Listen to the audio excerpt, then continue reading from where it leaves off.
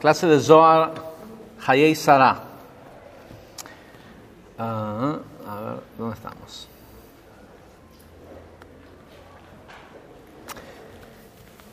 Esta porción tiene un par de aspectos muy particulares, pero uno de los más importantes respecto a la energía de la semana y lo que está disponible con esta lectura de esta sección de la Torá, es que en esta sección aparecen la muerte de Sara y la muerte de Abraham. Ya lo explicamos muchas veces que leer sobre la muerte de Tzadikim nos purifica.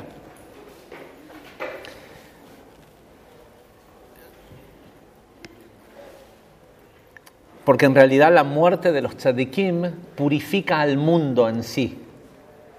Es hay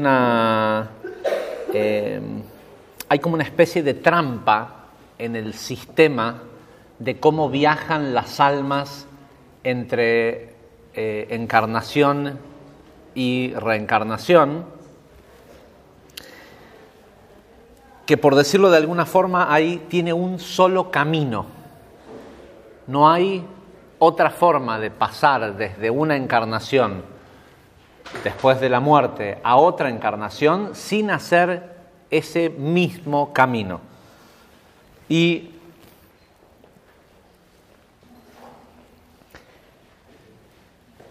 una de las cosas sumamente particulares que tiene esta porción es que una de las puertas de ese camino es adquirida por Abraham en esta porción.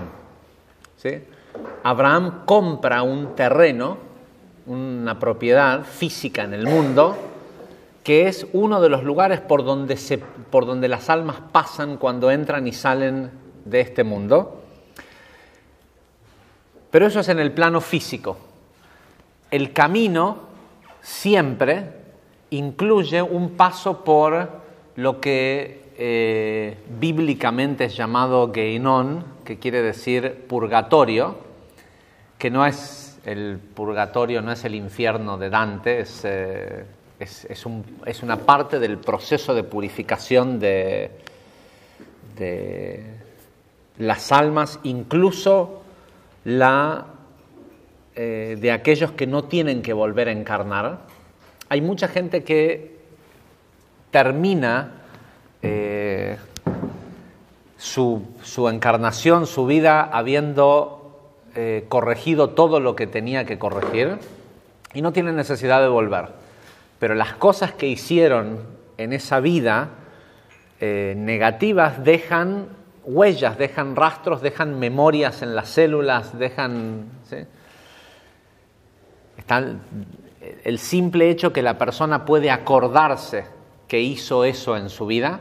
Hoy es un santo, por decirlo de alguna forma, pero se acuerda de las cosas que hizo que no fueron tan justas o tan santas. El simple hecho de que puede acordarse es porque esa memoria está presente todavía en él. Y el proceso de Geinon es simplemente del purgatorio, es un proceso de rasqueteo de las partes terminadas de las almas que ya están corregidas, de cualquier aspecto de mal, de ratzon atzmi, de deseo egoísta. ¿Sí? Y toda parte que ya está limpia, por decirlo de alguna forma, es guardada en ese arca donde están las partes del alma ya corregida. Muchas veces esas personas justas descienden voluntariamente a este mundo para hacer algo por el mundo. Sazón Marcos. Perdónenme un segundito que...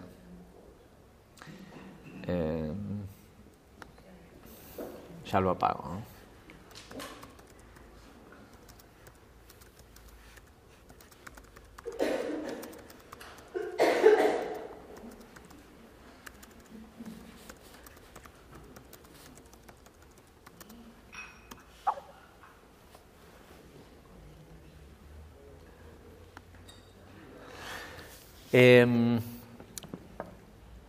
descienden a este mundo para hacer una tarea específica y un día se tienen que ir.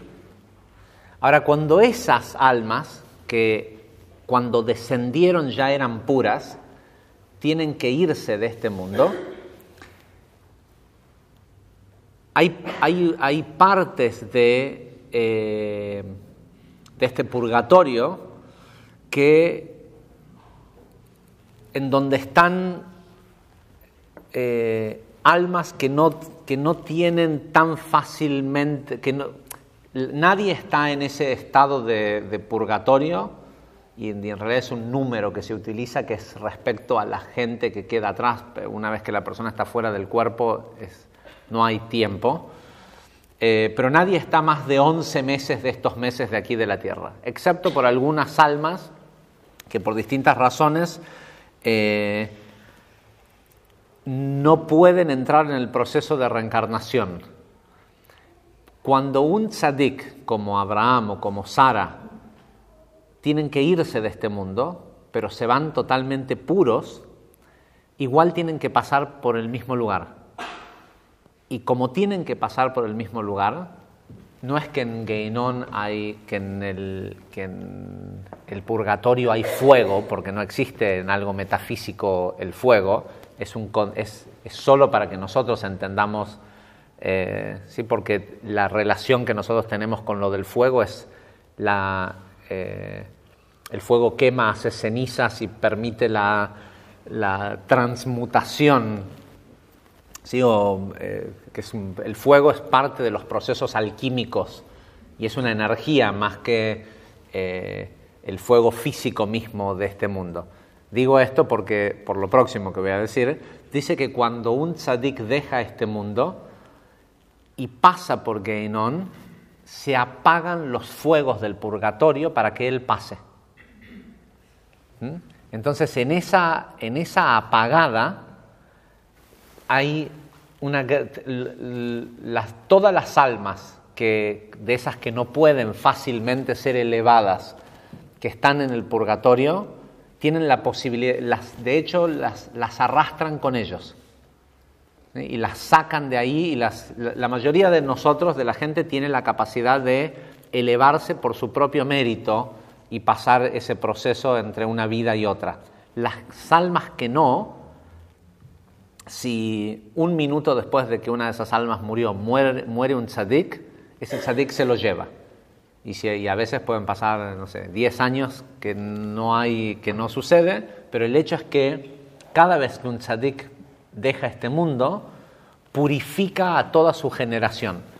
Y en el caso de estos tzadikim que por algo terminaron mencionados en la Biblia,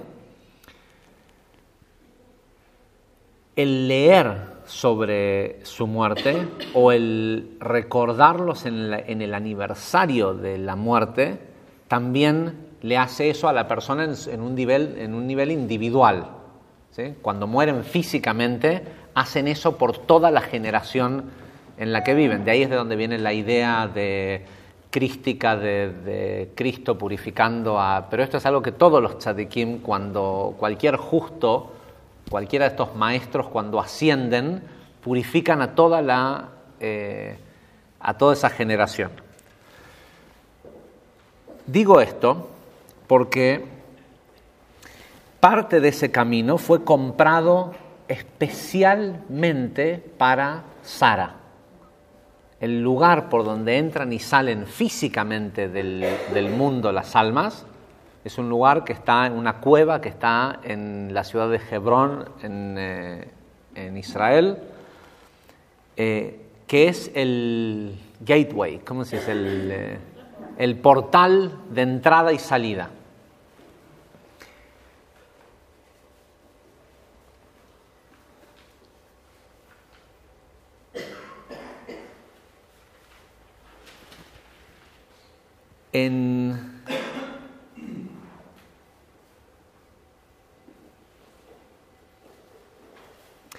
En el Zohar de esta semana hay una sección que dice, después la vamos a explicar, pero ahora es solo para traer esto a entender la importancia de esta porción.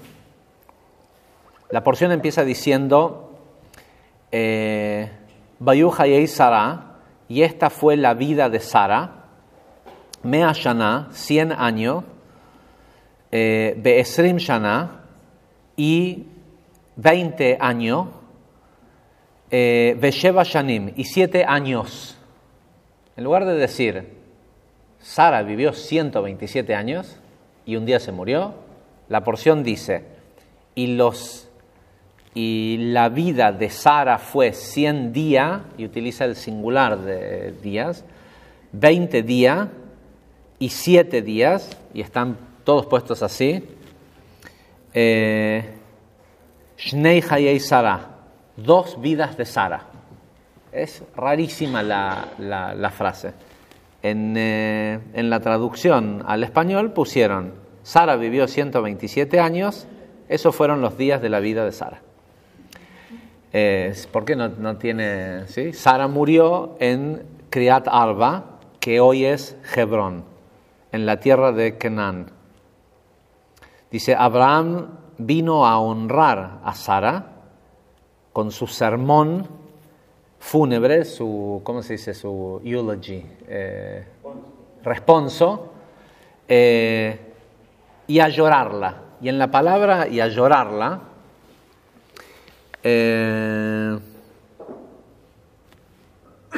Belivkotá, hay una letra Jaf chiquitita. La letra Jaf es la mitad de tamaño de las otras letras en la Torah. Y muchos comentaristas dicen que una de las razones por las cuales está esta letra chiquita es porque Abraham lloró poquito por Sara.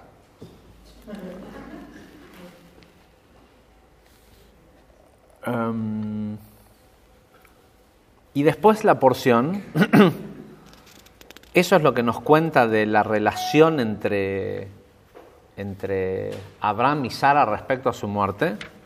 Y después la porción se pasa todo este capítulo 23, todo un capítulo hablando sobre la transacción de cómo Abraham compró el terreno en donde se enterró a Sara.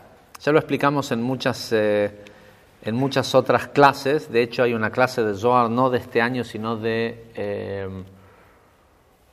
del año pasado, sino del anterior, que explica acerca de estos 400 niveles que simboliza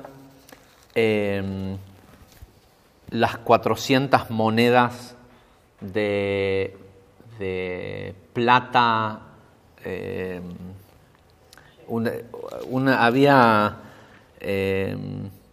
Abraham pagó un tipo de monedas de plata que eran de moneda corriente en todas partes del mundo.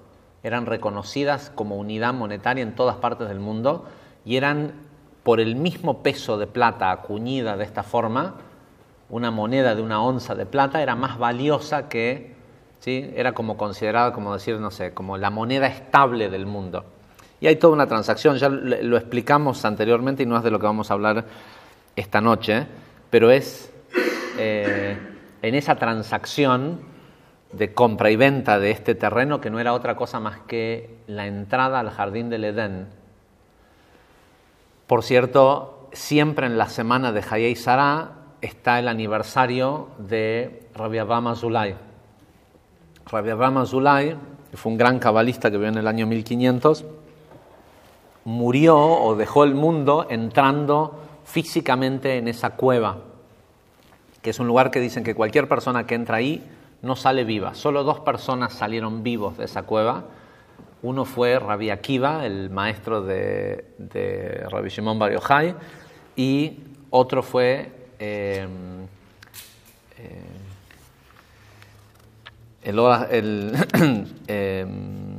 Rabbi Avraham Azulay, que solo salió para devolver algo que se había caído en el hueco y y volvió a ingresar. Pero el hecho es que como es la entrada al jardín del Edén, una vez que una persona entra ahí, no es que muere, es que no quiere salir. Y Abraham compró ese terreno en esta porción de una manera dudosa, porque de acuerdo a la ley judía esta transacción no debería de ser válida, porque Abraham sabía que esta era la entrada al jardín del Edén y el dueño no, con lo cual el valor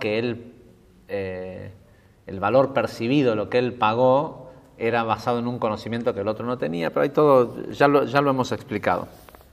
Igual es muy interesante eso. Ahora, respecto a esta forma extraña de poner el número de cuántos años vivió, y aún más el hecho de que hay una porción de la Torá, no hay una porción de la Torá para Moisés, por ejemplo. 4 de los libros de la Torá son acerca de la vida de Moisés, 4 de los 5 libros, y no hay una porción que se llame la vida de Moisés. Más aún, esta porción nos viene a contar que Sara murió y se llama Hayei Sara, la vida de Sara. Y Sara no vive ni un segundo de esta porción. ¿Sí? Empieza y muere. O sea, lo que nos cuenta la porción es que muere. Perdón.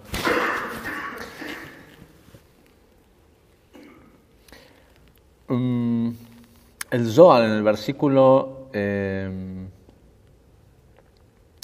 13 dice: de todas las mujeres del mundo. ¿Por qué es que Sara es la única mencionada en la Torá respecto a su muerte? Rabbi Jía enseguida contestó, dijo: no, esto no es así. Dice de todas las demás, dice de Rachel, dice Rachel murió y fue enterrada en el costado del camino a Efrat, y después también dice y Miriam murió en Bamidbar 21, y dice también Dvora y Rivka, Dvora la enfermera de Rivka también murió, y sale lo mismo en la Torá sobre la hija de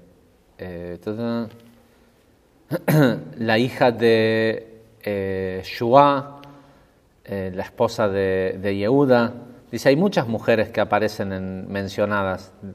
Lo cuestiona, ¿no? A Rabbi Shimon le dice, ¿cómo? O sea, ¿qué querés decir con que no se habla de la muerte de otras mujeres en la Torá? Dice, Rabbi Yossi respondió, pero no está escrito en ningún lado como está escrito acerca de Sara, que Sara vivió. Nosotros entendemos de que ella se murió acá, porque eso es lo que pero no es lo que dice. Habla de, la porción se llama Hayei Sara, vivió Sara.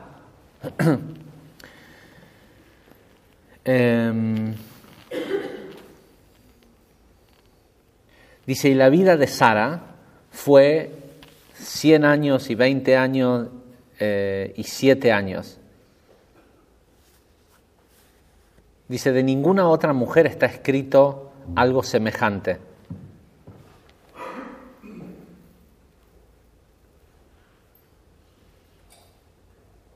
Dice, y hay una razón esotérica y un misterio sumamente profundo que está escondido en este encabezado de los años de la vida de Sara.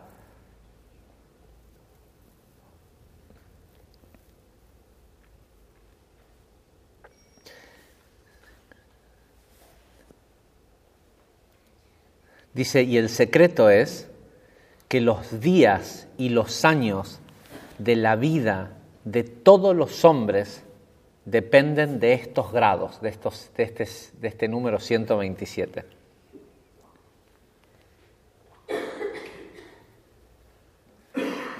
Y Rabashlag en el Pirush Sulam explica y dice, esto quiere decir que el mojín o la inteligencia, el cerebro, que es el secreto detrás de los años de vida de Sara, los 127 años, habla sobre el lugar desde donde todos los seres humanos del mundo extraen su vida. Ahora volvemos acá y vamos a explicar qué quiere decir esto.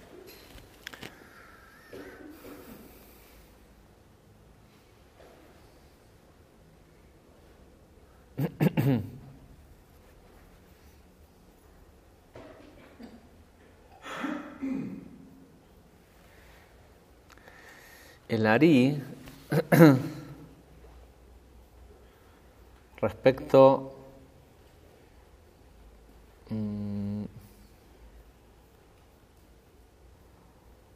al tema de los años, dice lo siguiente.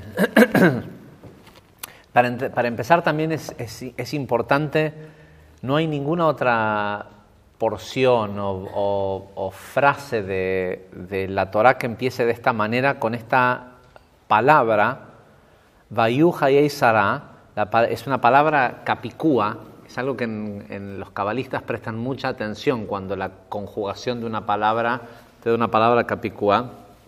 Vav Yud Hei Yud Vav, Vayu Hayei Sará, que tiene todas que las letras con las que está compuestas son todas las letras del Yud Kei Vav Kei, ¿sí? Del nombre Yud Kei Vav Kei. Y además tiene el valor numérico 37, y hay una forma de deletrear el nombre Yud Kei Vav Kei, una forma de deletrear las 4 principales letras del Yud Kei Vav Kei que corresponden a Binah, que está relacionado con este número 37. Pero también hay muchas veces que aparece en la historia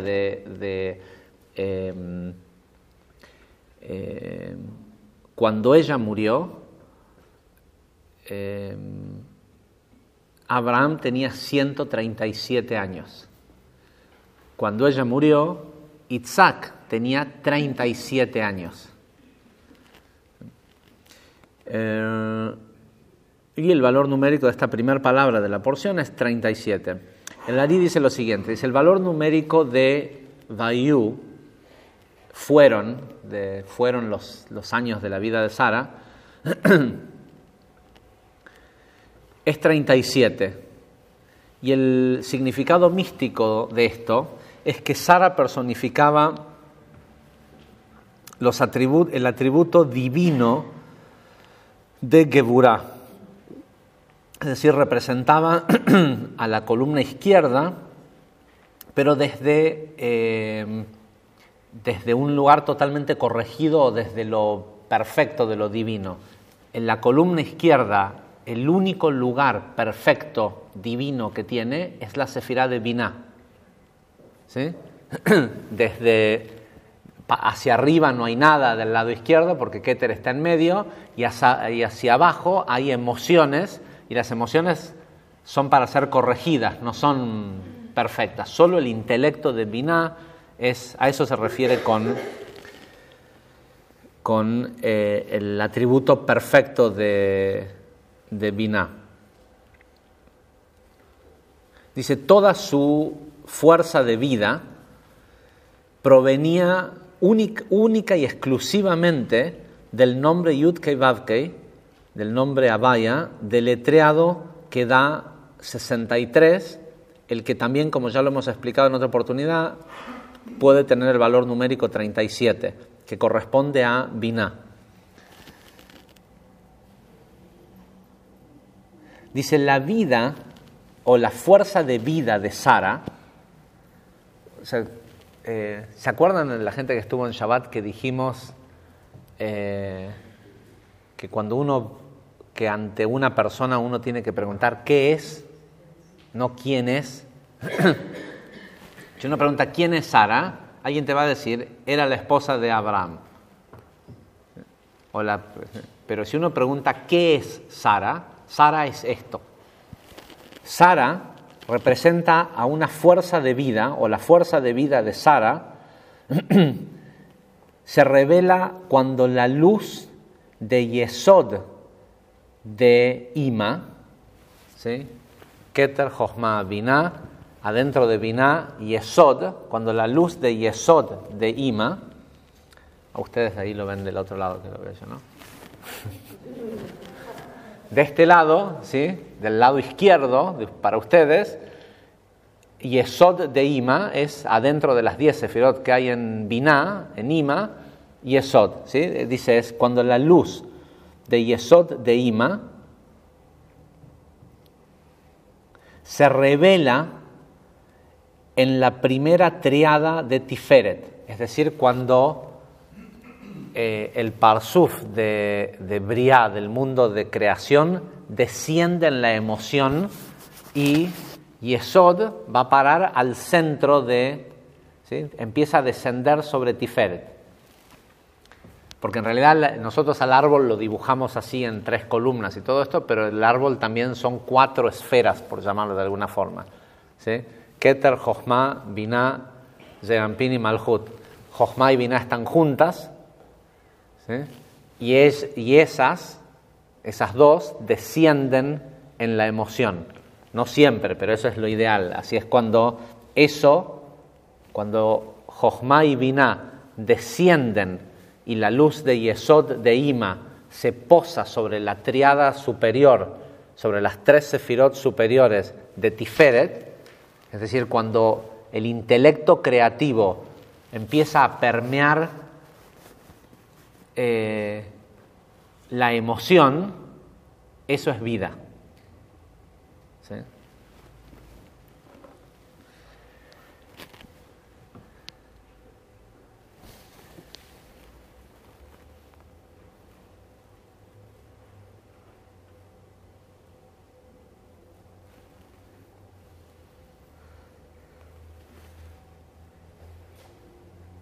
Entre cada una de estas liñitas hay así unos choclos de explicaciones de qué quiere decir todo esto. Dice, y es por eso que entonces Sara se convierte en Keter de Zeranpin. Sara, que representa a Binah, es lo que pasa a ser la cabeza o el intelecto, el Keter de Zeranpin. Cuando eso le ocurre a una persona, cuando una persona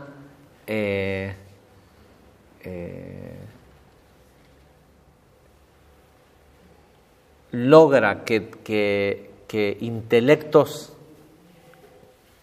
creadores, los otros días fue interesante en la clase de Enneagrama, surgió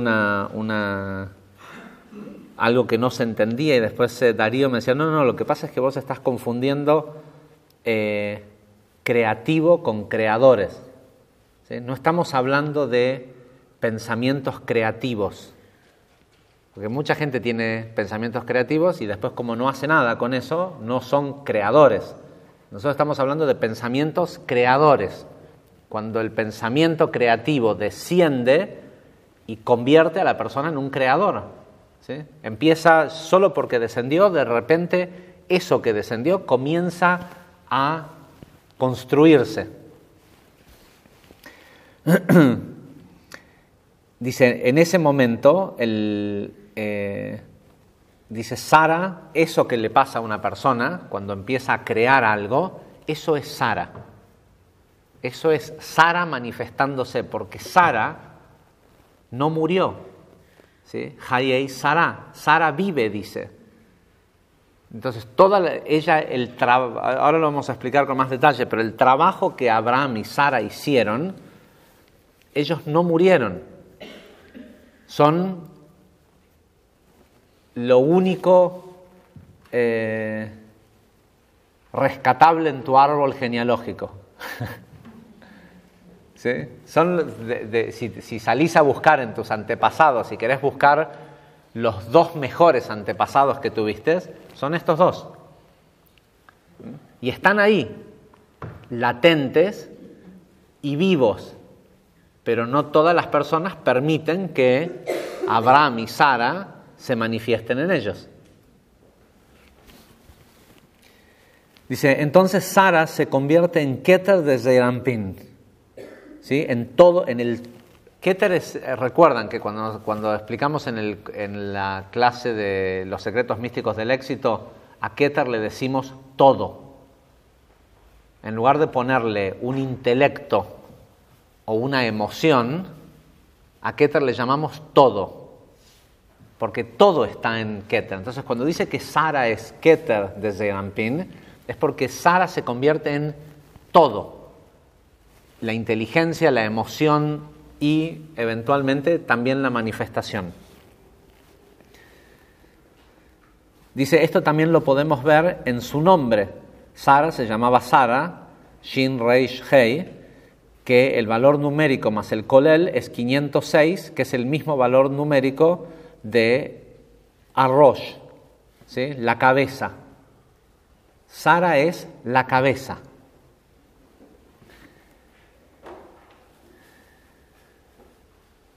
Es decir, una expresión de Keter. Y cuando dice que ella vive, Bayu Hayei Sara, dice, ¿cómo es que vive? Ella vive 100 años. Bueno, acá está puesto también en plural. O 100 años. Utiliza el singular para estos 100 porque es todo. No hay dos de todo. ¿Hay dos de todo? Todo es todo. Y es uno solo. ¿Sí? Dice, los 100 años corresponden a Keter de Keter. Es decir, las 10 sefirot dentro de todo es 10 por 10, 100.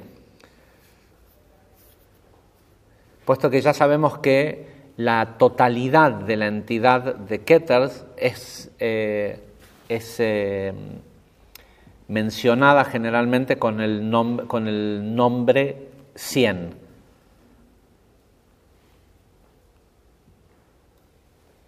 Ok. Dice 20 años.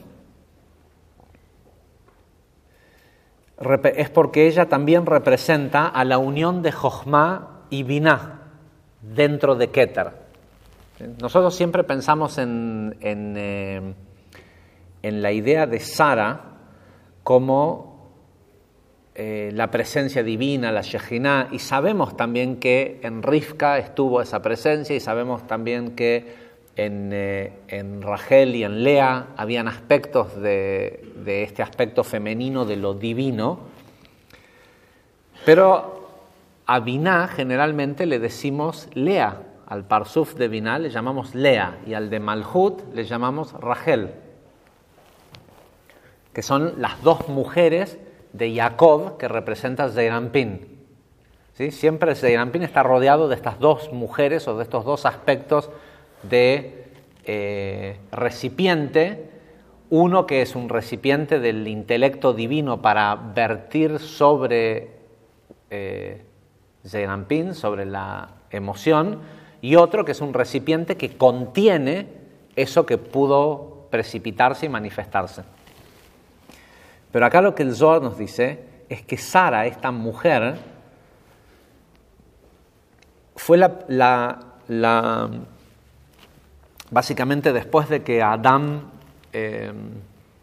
perdió la parte del cuerpo divino original que contenía Keter, cuando se rompió, Sara fue es el camino.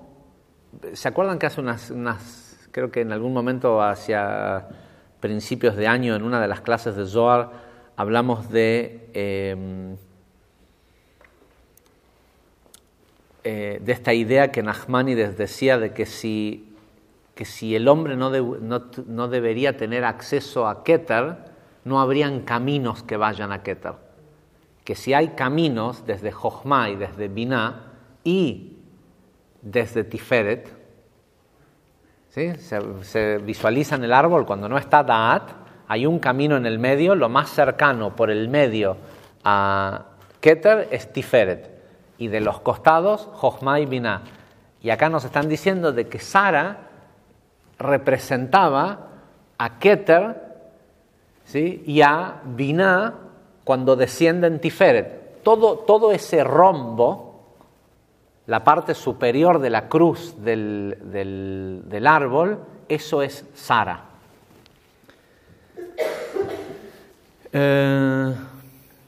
Entonces dice, ella también representa a Jochma y a Binah de Keter. Dentro de Keter hay otras sefirot, ¿sí? Esos son los 20 años.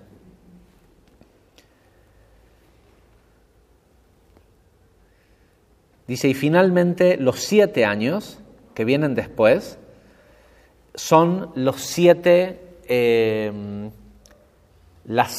sefirot desde Zeranpin a Malhut dentro de Keter, ¿sí? Esta mujer era la manifestación, porque no es era, porque no dice como las otras que murieron, dice que vive, ¿sí?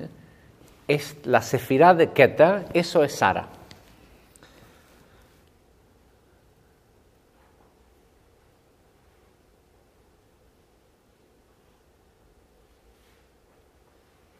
Dice, por eso es que estos eran los años que ella estaba destinada a vivir.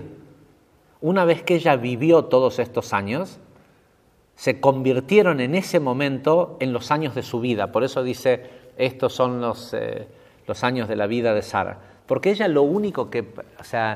ella tenía que estar en este mundo para asegurarse que entre sus 2 hombres, Abraham e Isaac, hicieran la atadura, la akedat, que leímos la semana pasada, que unieran la derecha y la izquierda para crear a Tiferet. Y una vez que eso ocurrió, ya no hacía falta que ella esté. Y por eso también Abraham lloró poco por ella, porque ella no se murió. ¿Sí? Ella, ¿vieron Lucy? ¿Sí? Si no, véanla.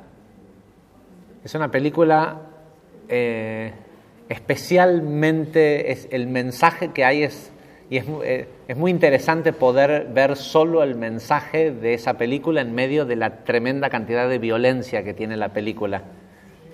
Pero es un desafío porque ¿sí? Porque así es el mundo. Lucy se convirtió en todo, ¿sí? Sara también. Sara es una información que está en todos nosotros. Y en este momento, en esta semana, está más presente que nunca. Porque esta es la semana en donde vive, ¿sí? Hayei Sara, la vida de Sara. Sara está más viva que nunca durante estos 7 días. Permiso.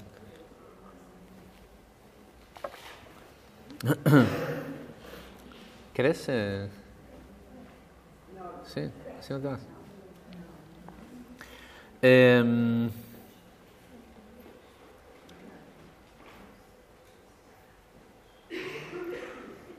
Dice, adicionalmente, con esa elevación que ella tenía, también, porque no había nadie más en el mundo que pudiera, no había otra mujer en el mundo que tuviera la capacidad de hacerlo, dice, también personificaba, cuando era necesario, el atributo divino de Malhut.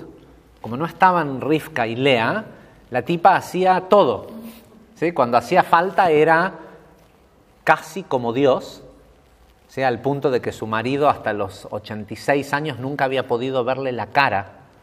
El brillo que ella tenía no permitía que se viera cómo lucía físicamente. Pero cuando hacía falta ser Malhut, ella lo hacía.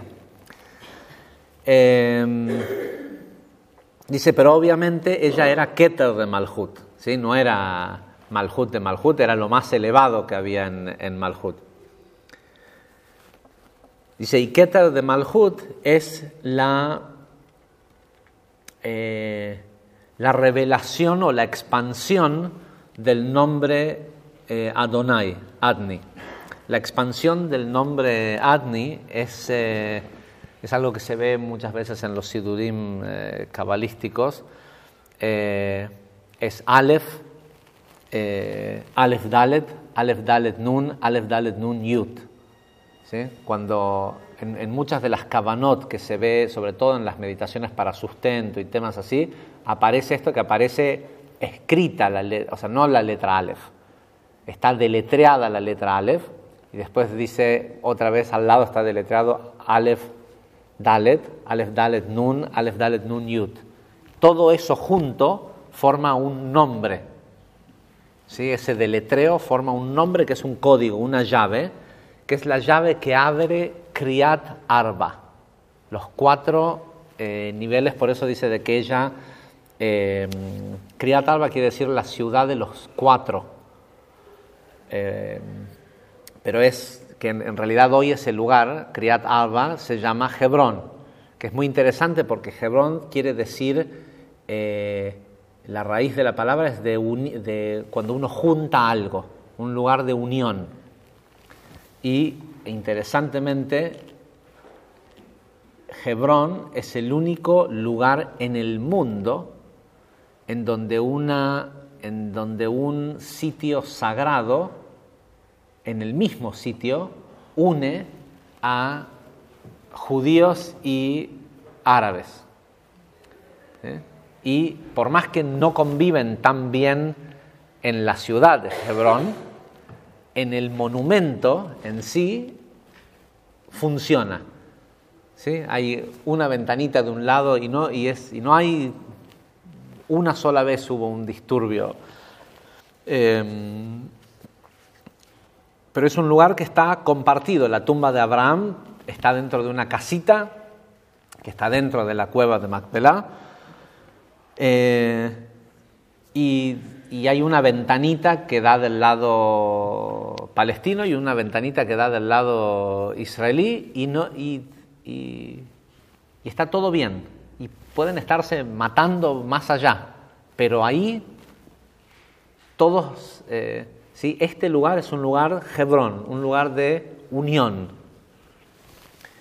y este lugar lo compró Abraham para su descendencia. Y es por eso que los musulmanes tienen el mismo derecho, ¿sí? porque son la descendencia de Abraham.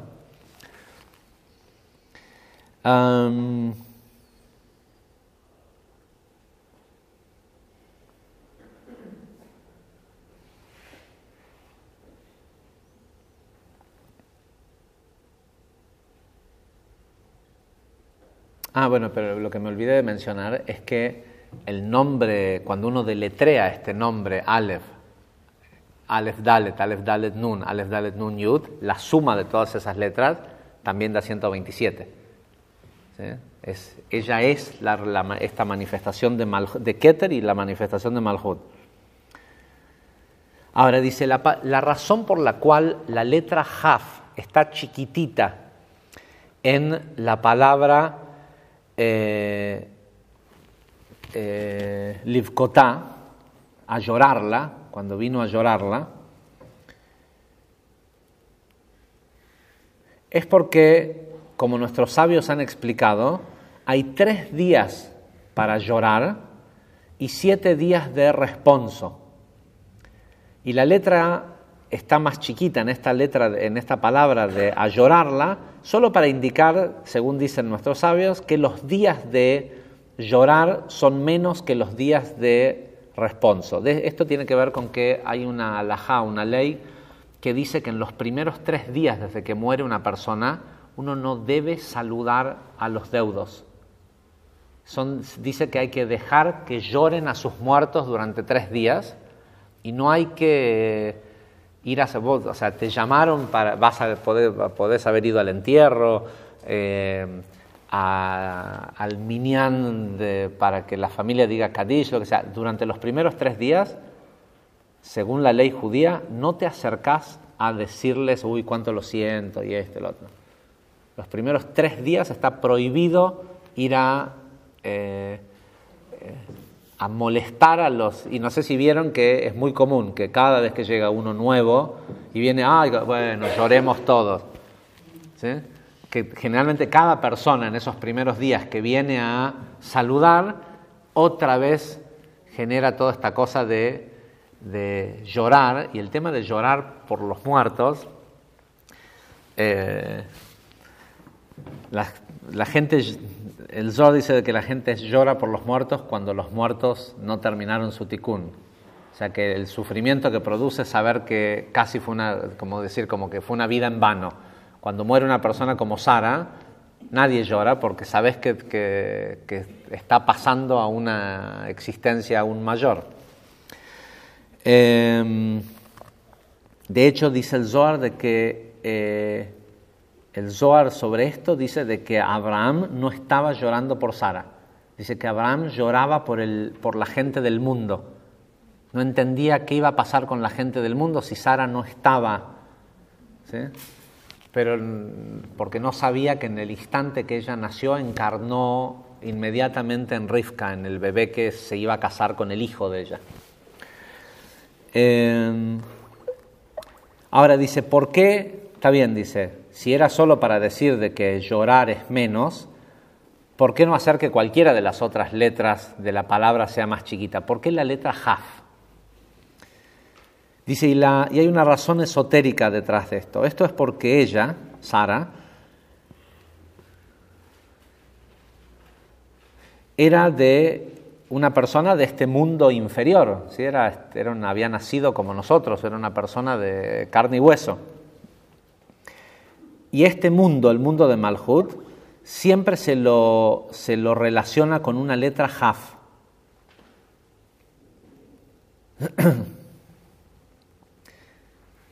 Perdón, Dice, en contraste, la letra Jaf Sofit, la letra Jaf es una de las 5 letras que cuando está al final de una palabra, que se llaman Sofit, del final, cambia la forma de la letra. Y la letra Jaf es así. Y cuando cambia la forma, esta pata se queda así. Normalmente es así, como una cucharita, y cuando es Sofit, tiene una pata larga. La patita esta que estaba hacia abajo se endereza. Dice, en contraste, la letra Jaf Sofit alude a Ima, a Binah, y tiene esa forma porque su función es extenderse hacia abajo para permitir que la luz descienda sobre Zeir Anpin. ¿Sí? La Jaf Sofit está así redondita acá y con la pata para abajo para entrar en Zeir Anpin. Pero una vez que esa luz baja en Zeir Anpin, la Jaf que corresponde a Malhut tiene que tener forma de Nekev, de pozo. Nukva, que es el cómo se le llama el parsuf de Malhut. Nukva viene de la palabra Nekev. Nekev quiere decir pozo.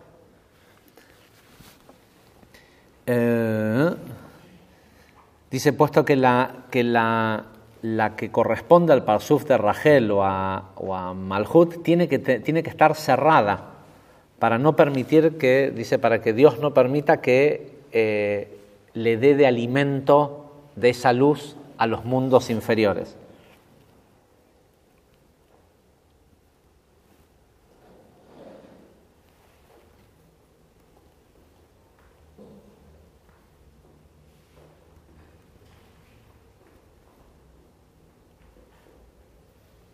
Dice, ahora en nuestros días, mientras estamos acá exiliados, mientras estamos en el exilio,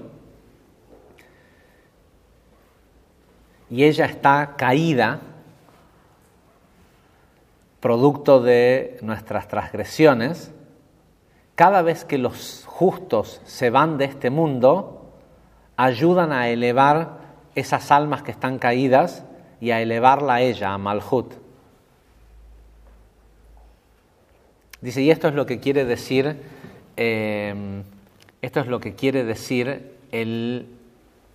cuando se muere Jacob, mucho más tarde, al final del libro de Bereshit, justo antes de morirse, dice, y él juntó sus piernas, juntó sus piernas o sus pies dentro de la cama, sonrió y murió.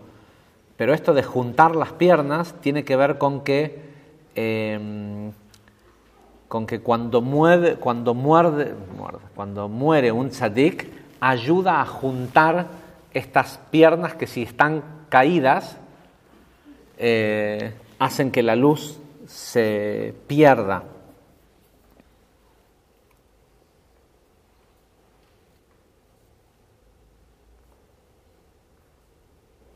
Dice, ¿y por qué una letra Haf y no otra letra? Dice, porque la letra Haf es la letra de...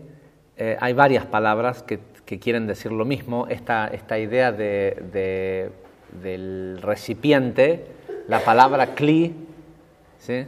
y la palabra Keter también se escribe con una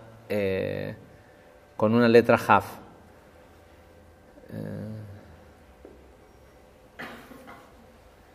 Ahora, volviendo a lo que leímos al principio del Zohar, ahora que entendimos que este número ¿qué quiere decir que este 127 es de donde todos los seres humanos reciben vida? Todo viene de esa idea de ese todo que se llama Keter. Y nosotros pensamos que no tenemos acceso, pero en realidad esa inteligencia, desde que Sara la precipitó al mundo, está viva, siempre está viva.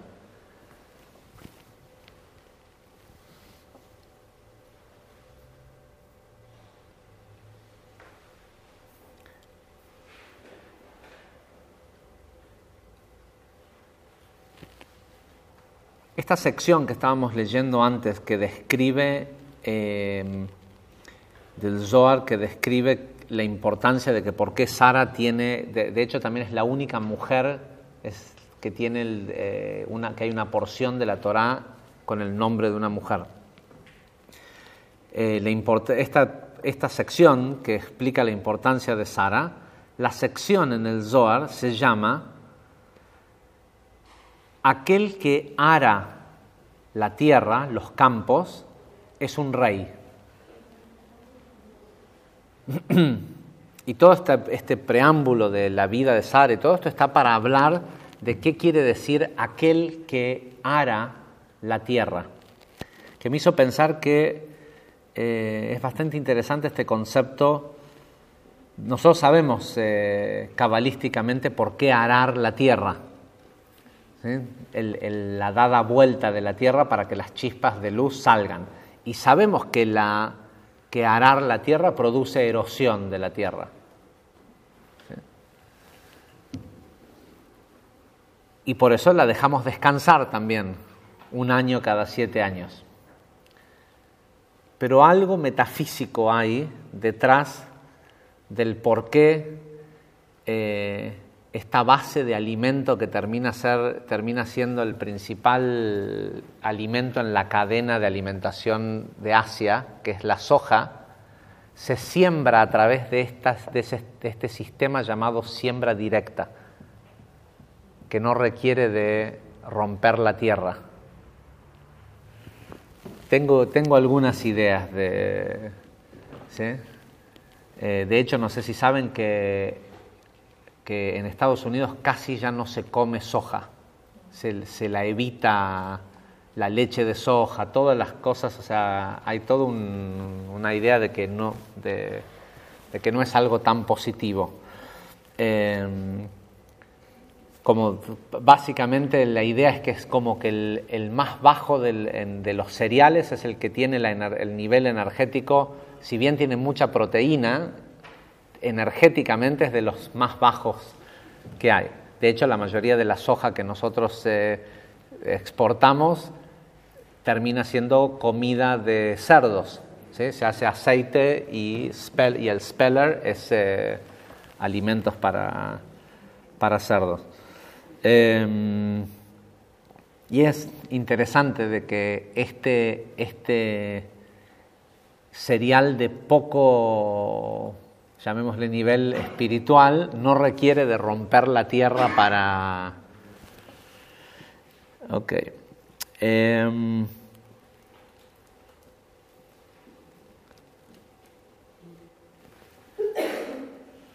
Dice, la tierra tiene siempre un beneficio para todos, dice el Zohar, puesto que aquel que rompe la tierra, que ara la tierra, es un rey. Esto es una frase de Kohelet. Dice, más aún, ¿qué quiere decir esto de la tierra tiene una ventaja, o da ventaja a todos?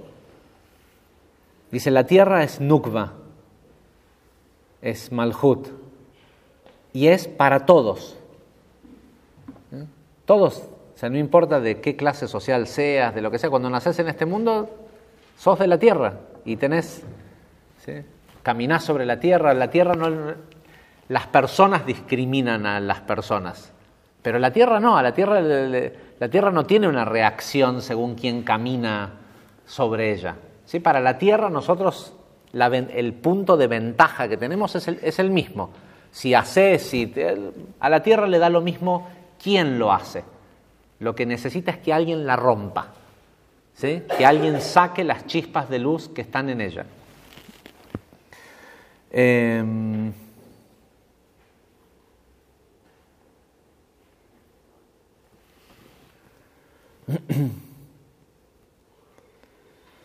Dice, ¿qué quiere decir que es para todos? Dice, este es el secreto de Yesod de Zeir Anpin, que es llamado todo, ¿sí? Y tiene que ver con Keter también, que es todo, ¿no? Con Sara. Dice, puesto que desde Yesod de Zeir Anpin es de donde surgen los espíritus y las almas y el bien de este mundo, la beneficencia en este mundo. De este verso de Kohelet que dice aquel que ara la tierra es un rey, debemos preguntar, ¿quién es el rey? El rey es el santo, bendito sea él, sino refiriéndose a Dios o a esta imagen divina de un Dios que se usaba en esta época.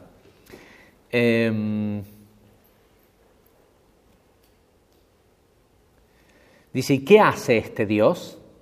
Este Dios, dice, ara la tierra cuando está apropiadamente cultivada. El rey es el rey supremo. Y Rabashla, que acá pone entre paréntesis, en este caso se refiere a Zeir Anpin, a la emoción, ¿sí? Cuando dice que es el rey supremo. Dice, el cual se une con el campo que él está arando, con lo que está rompiendo. Esto tiene algo que ver, si se acuerdan, hace un tiempo en una de las porciones donde explicaba cómo se hacía el aceite para ungir al sumo sacerdote. Decíamos que en realidad de lo que el Ari decía que lo que estaba describiendo es un proceso de que nosotros somos como una molienda para sacar un aceite divino, ¿sí? Que el caos, las cosas que pasan en nuestras vidas nosotros somos una molienda y tenemos que aprender a refinar estos granos que tenemos, que son Gesed, Gvurah, Tiferet, ¿sí? Esa es nuestra materia prima. Y tenemos que lograr sacar un aceite divino que nos unja, ¿se dice? Sí, que nos unja y nos haga sumos sacerdotes.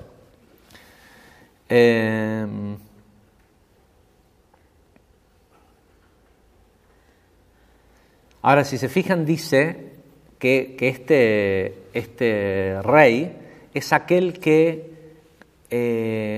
trabaja sobre la tierra cuando está apropiadamente cultivada. Y esto tiene que ver con lo que hablamos en la clase de Bereshit hace 3 semanas atrás, que el campo, está el campo físico, que es la tierra, pero el campo supremo, supernal se dice supremo, sí, ¿no? El campo supremo es la mente del ser humano. ese jardín del Edén que Dios le dio al hombre para que lo pode y lo cuide y esto y lo otro, es la mente. Y son los pensamientos que nosotros, cuando el campo está bien cultivado, es decir, cuando te preocupaste de sacar la maleza y poner las plantas que sí querés que estén ahí, y cada jardín es distinto, ¿eh?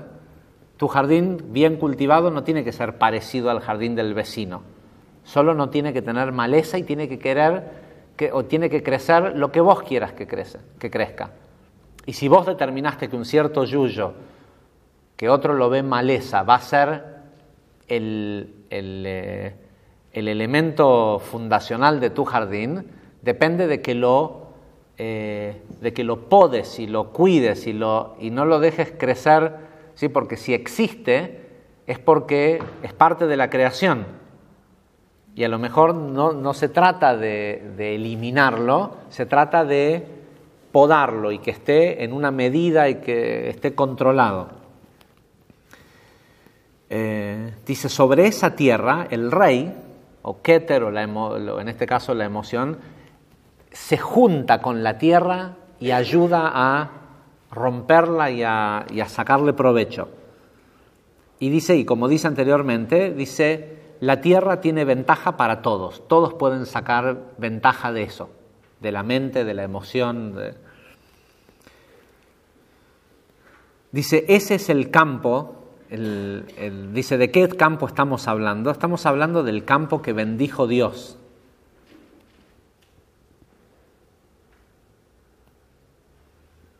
Dice como la frase de Bereshit que dice que es como el aroma de los campos los cuales Dios ha bendecido. Puesto que cuando está arado apropiadamente y cultivado apropiadamente, dice el rey supremo, Zeir Anpin, se une con el campo. El campo quiere decir Malhut, ¿sí? La tierra es Malhut. Pero cuando una persona, cuando su emoción puede estar unida al mundo, vieron que la gente habla de esto si estás enraizado o no estás enraizado, ¿sí?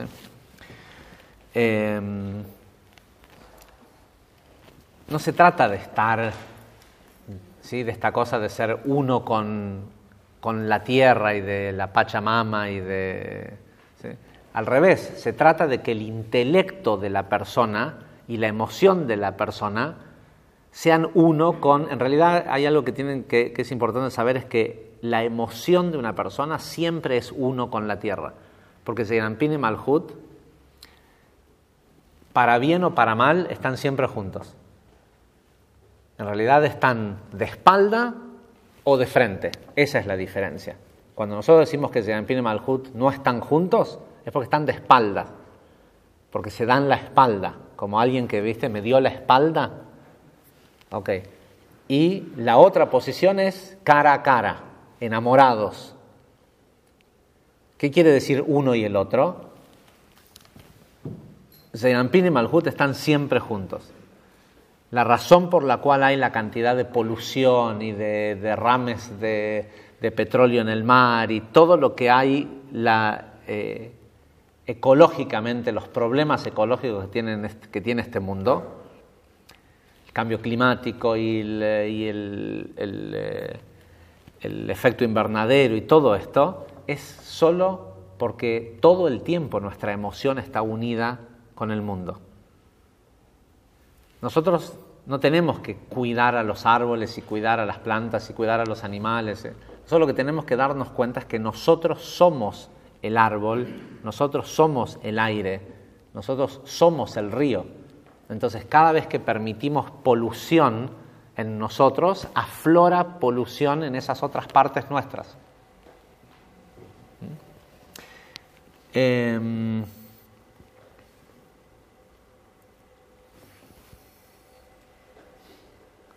Dice Rabbi Elazar, el hijo de Rabbi Shimon, preguntó: ¿cuántos misterios puede haber, todos relacionados acerca de los años de la vida de Sara y de esta idea de aquel que da vuelta a la tierra?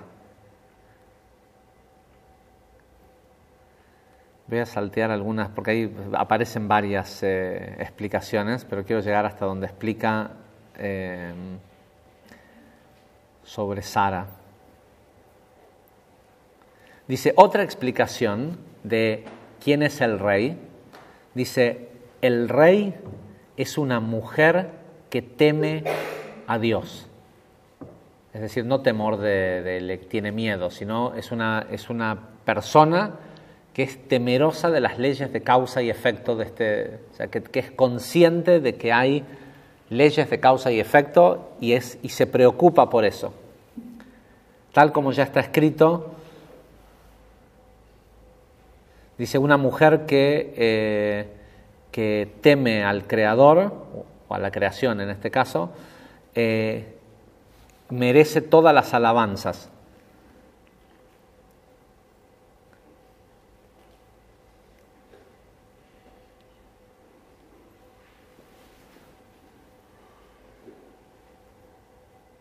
Y ahora hay toda una relación, a ver si vale la pena.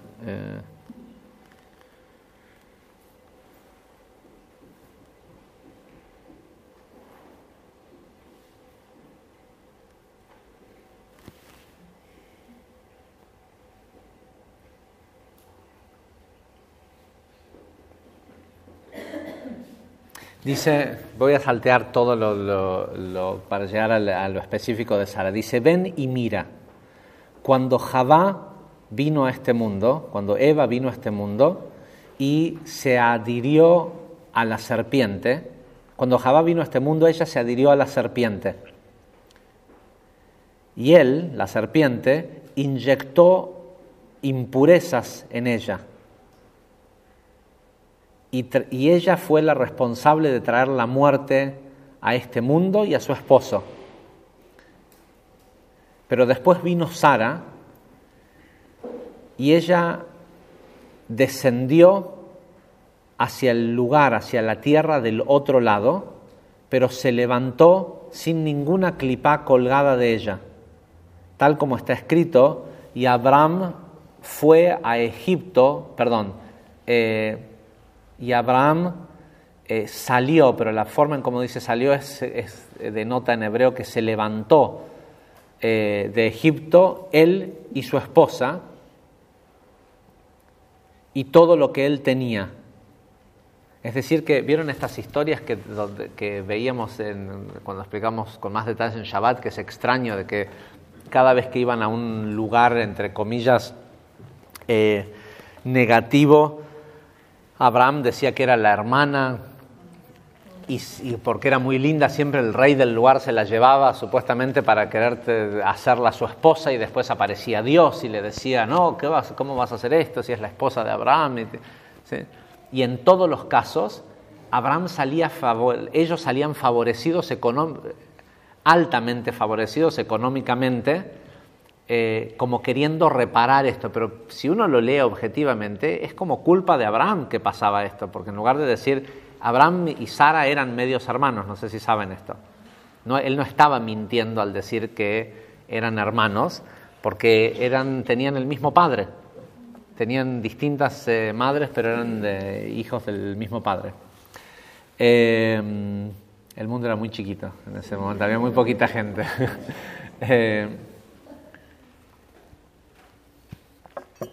El caso es que lo hacían a propósito. O sea, bajaban a los lugares en donde Eva había fallado y había dejado la muerte, y iban a extraer, a elevar esos lugares. Y de hecho, de cada lugar por donde pasaban salían enaltecidos, pero enaltecidos no quiere decir solo de que salían cada vez más ricos económicamente, sino de que pasaban por la clipá sin que la clipá se les pegue. Era una prueba, ¿sí? Porque te puedes imaginar que seguramente estos reyes a esta Sara le ofrecían, ¿sí? Casarse con el rey era más que interesante, ¿no?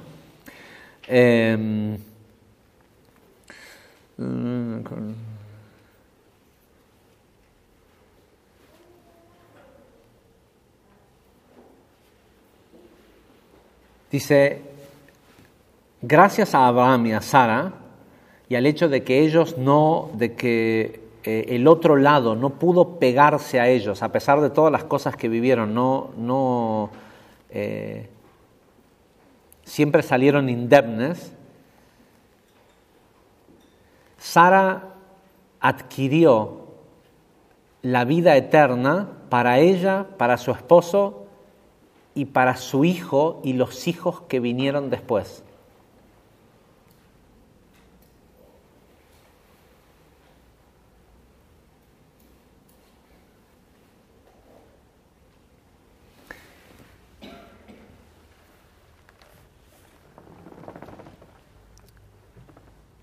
Sigue, pero creo que con esto cerramos.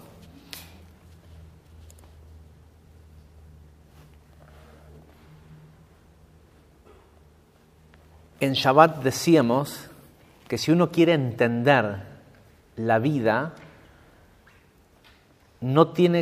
o si uno quiere entender una historia, no se trata de preguntar como el periodista en el diario que pregunta cuándo, dónde, qué, vieron en tal lugar, a tal hora, qué pasó tal y tal cosa, quiénes, estos son los involucrados. Las respuestas a esas, o uno puede preguntar eso, pero por seguro no tiene que preguntar quién, sino qué. Las personas en nuestras vidas no son quiénes, no son tu mamá, tu papá, no son alguien separado de uno, tu esposo, tu hijo. Hay que preguntar qué son estas personas en mi vida, no quiénes son. Quiénes son es fácil de contestar, pero para saber qué están haciendo en tu vida, cómo es que fueron a parar ahí, tenés que preguntar qué son. En la mayoría de los casos la respuesta es que son un maestro. Entonces después vendrá la pregunta, ¿para qué? ¿Para qué tengo que tener este maestro? Es decir, ¿qué es lo que tengo que aprender? Ahora, ¿cuándo? Y siempre es en beneficio de tu vida, porque la tierra le da el beneficio a todos por igual. Ahora, ¿cuándo? Tiene una sola respuesta. Ahora. ¿Cuándo es? Siempre la respuesta es ahora. Todo lo que pasó ayer no importa. No importa porque ya no está. Y mañana no sabes si va a estar. Entonces, la respuesta a cuándo, quién es esto y por qué me hizo, y vas a hacerte una historia y te vas a pasar la vida con remordimientos y esto y lo otro. ¿Qué es? Es mi maestro. ¿Cuándo? Ahora. ¿Sí? Si está en mi vida, si todavía está o si estuvo y me quedaron los recuerdos y lo que sea, ¿qué es lo que yo tengo que aprender ahora? Porque ahora es el único momento que existe. Ahora, ¿qué fue Sara?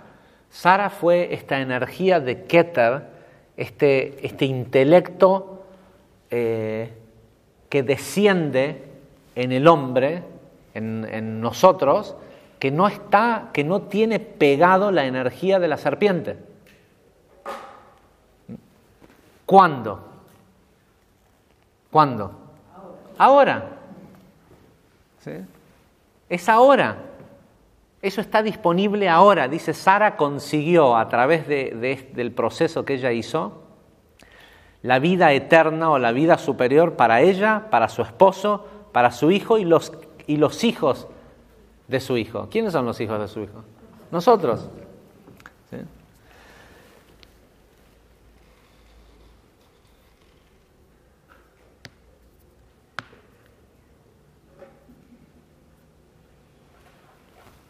¿Vieron cuando uno dice, es igual al padre, es igual a la madre? ¿Sí? Bueno, aunque nosotros no lo podamos creer, nosotros somos iguales a Sara y somos iguales a Abraham. ¿Por qué? Porque son nuestros padres.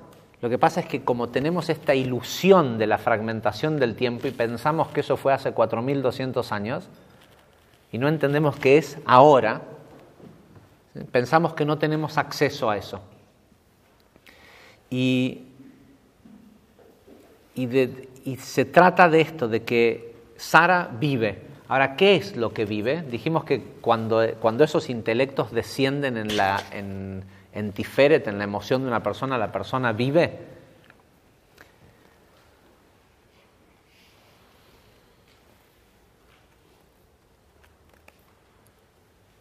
Esta porción se llama Hayei Sarah porque lo que nosotros somos es vida. Nosotros no somos ni este cuerpo, ni el pensamiento, ¿sí? Porque ese pensamiento cambia cuando oís una noticia, de vez en cuando tenemos realmente pensamientos divinos que están totalmente desasociados de un contexto que tiene que ver con el cuerpo. Es muy raro, pero a veces puede pasar. Pero lo que nosotros somos la vida. ¿Sí? Nosotros somos eso, una cosa que se llama la vida, que cuando necesita entra en una célula de una persona, la parte al medio, en 23 cromosomas en lugar de... ¿23 son? Sí. En 23 cromosomas, ¿sí? Y agarra otra mitad de otra parte de vida que tienen una misión parecida, se juntan y se ponen a fabricar un cuerpo, tu conciencia, a elegir padres, a hacer todo lo que viene después. Pero lo que nosotros somos es Keter. Nosotros somos, y Keter es solo eso. Es la vida. La vida, quiero decir, no hablo de la gente que... Oye, one second.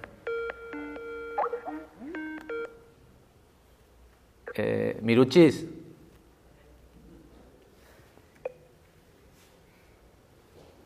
Miri. Okay, I don't know if you can hear me, but I'm teaching a class. I'll call you in half an hour. Ay, le colgué de golpe. Ok, chévere.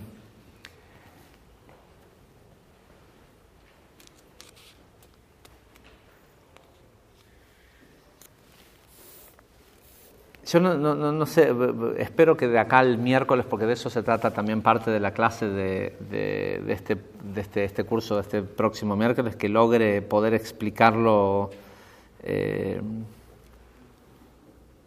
la mejor manera posible.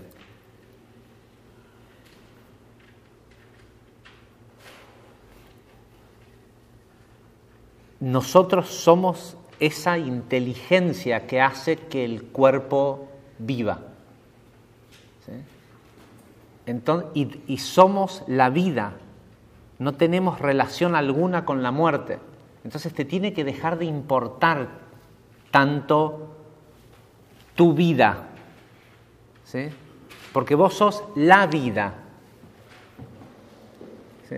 Importa que la cantidad de gente preocupada de no morirse y de no sufrir y de no esto y de no lo otro y todo lo que eso mueve y lo que eso genera para después, cuando mueren, enterarse que no se murieron.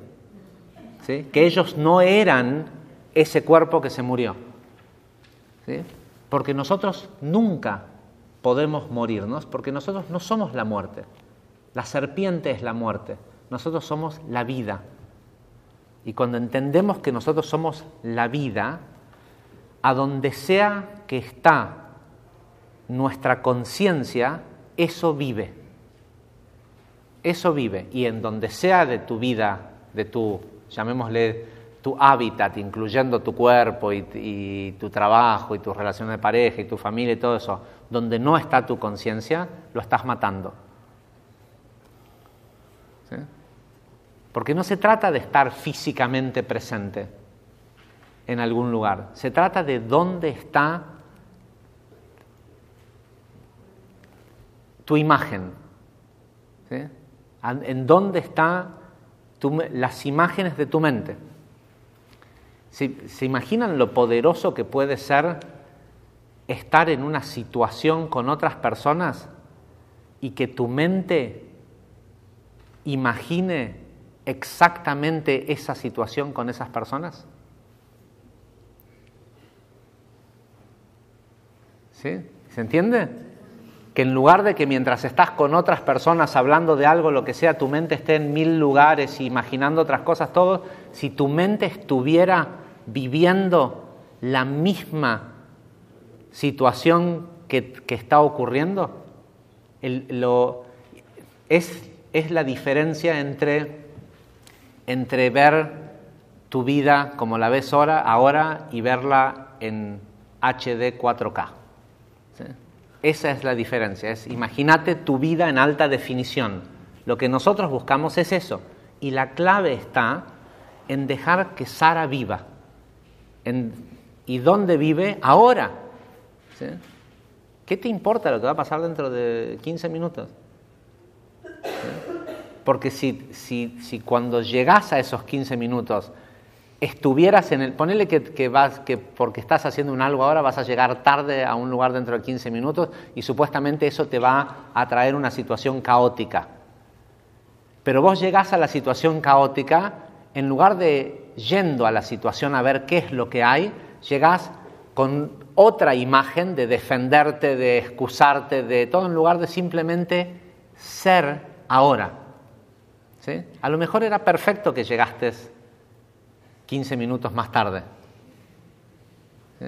Pero te es imposible verlo, porque no estás en ese momento y en ese lugar, y en el coso estás en la defensa, en la excusa, en lo que hacemos todo el tiempo Así que bueno, Besat Hashem, esta semana, si hay algo de lo que nos pudiera purificar esta elevación de Sara y de Abraham, es en el sacarnos un poco del ayer y del mañana. Hasta la semana que viene. Muchísimas gracias.